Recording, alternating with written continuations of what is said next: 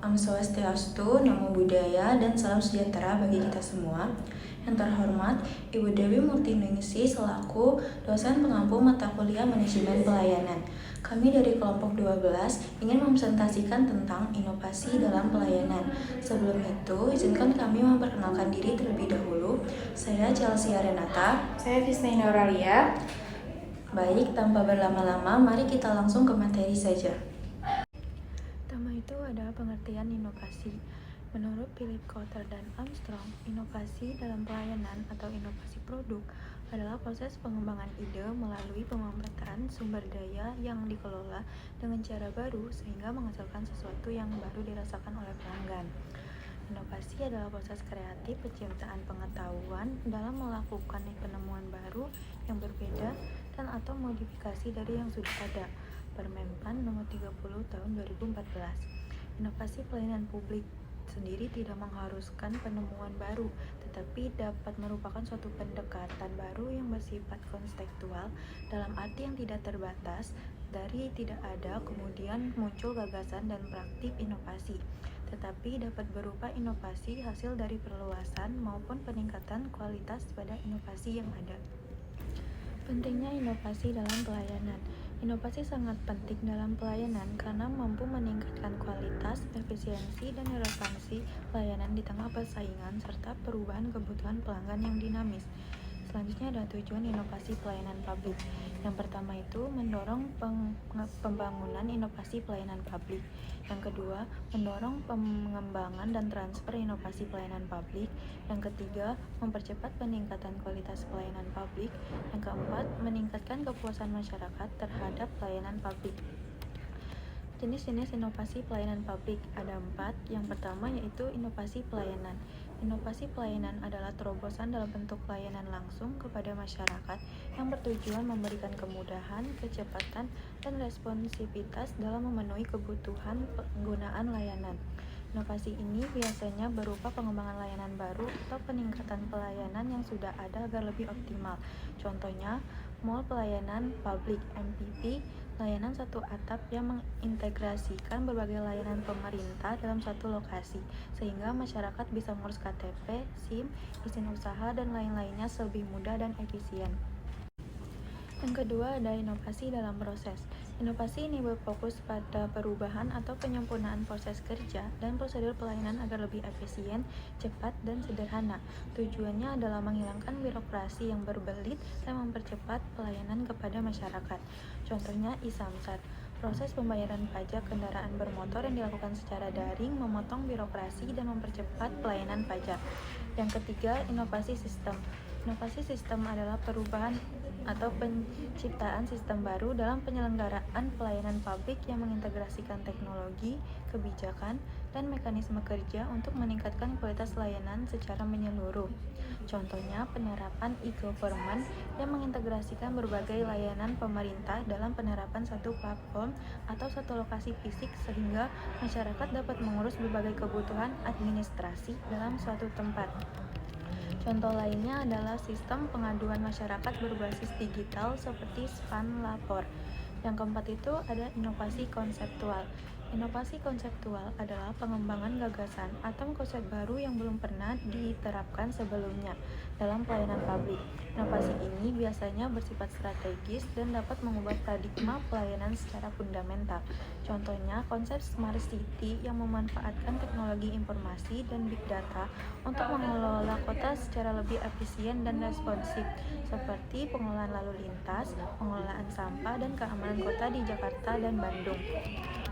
Langkah-langkah penerapan inovasi. Yang pertama itu identifikasi kebutuhan dan masalah. Yang kedua, pengembangan ide dan kreativitas. Yang ketiga, pemanfaatan teknologi informasi dan komunikasi.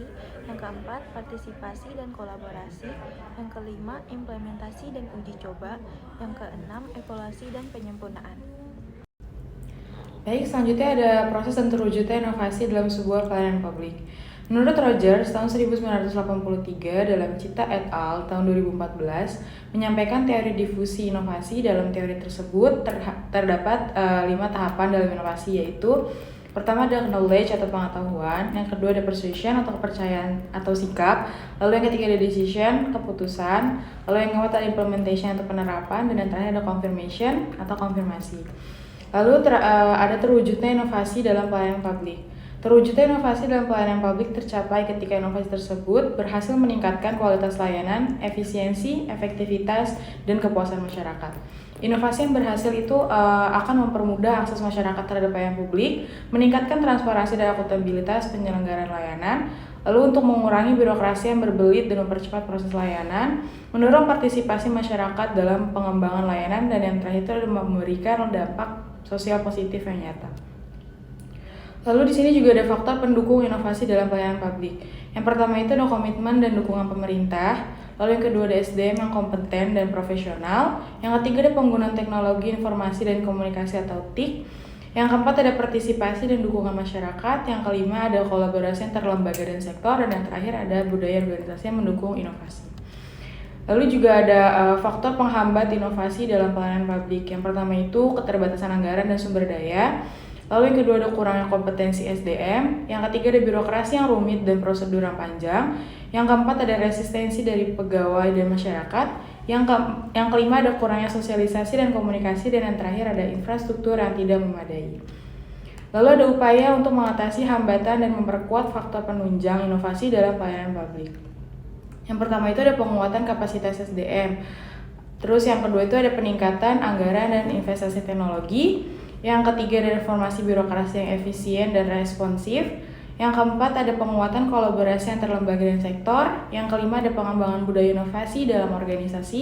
Dan yang terakhir ada pengembangan infrastruktur pendukung.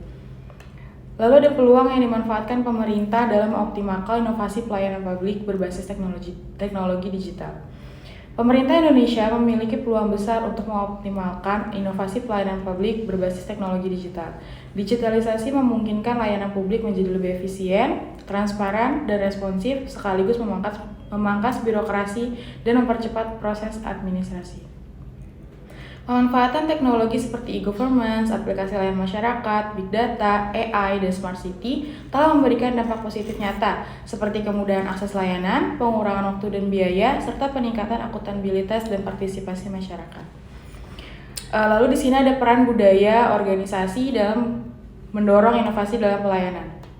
Yang pertama itu ada budaya organisasi yang positif dan mendukung inovasi, mendorong kreativitas, eksperimen, serta keberanian mengambil risiko bagi karyawan sehingga ide-ide baru dapat berkembang dan diimplementasikan dalam pelayanan publik.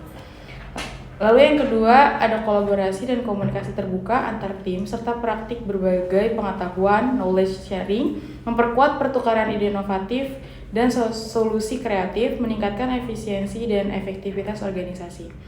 Budaya yang berorientasi pada pelanggan mendorong inovasi yang relevan dengan kebutuhan masyarakat sehingga pelayanan menjadi lebih responsif dan berkualitas. Lalu yang keempat ada penghargaan, pengakuan dan insentif atas kontribusi inovatif, meningkatkan motivasi karyawan untuk terus berinovasi. Lalu yang kelima ada pembelajaran berkelanjutan dan pelatihan teknologi, membangun kapasitas SDM agar siap menghadapi tantangan baru dan mempercepat adopsi inovasi digital. Lalu di sini ada cara untuk membangun budaya mendukung inovasi. Tanpa budaya yang tepat, inovasi sulit berkembang, bahkan ide-ide terbaik pun tidak akan pernah terrealisasi. Berikut adalah strategi dan tahapan membangun budaya inovasi dalam organisasi. Yang pertama itu ada kepemimpinan yang mendukung dan menjadi teladan. Lalu yang kedua ada pelatihan dan pengembangan kompetensi inovasi. Yang ketiga ada fasilitas dan infrastruktur pendukung. Yang keempat ada evaluasi, monitoring, dan adaptasi terus-menerus. Yang kelima ada penanaman visi dan nilai organisasi yang mendukung inovasi. Baik, sekian presentasi dari kelompok kami. Kurang lebihnya mohon maaf. Wassalamualaikum warahmatullahi wabarakatuh.